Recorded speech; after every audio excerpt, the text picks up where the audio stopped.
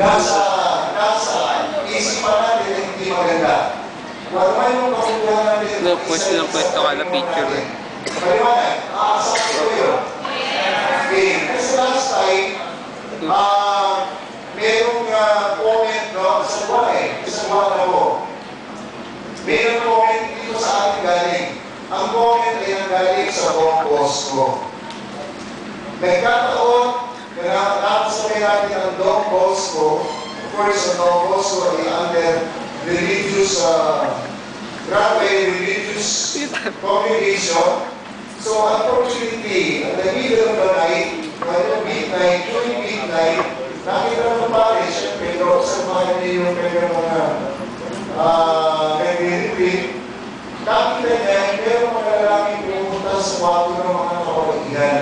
At talaga doon sa housekeeper, sino yung pumupuntang lalaki sa kwarto ng babae? Yung ba ay aming, o yung ba ay mga gusto niya? At sabi ng housekeeper, hindi po, sir.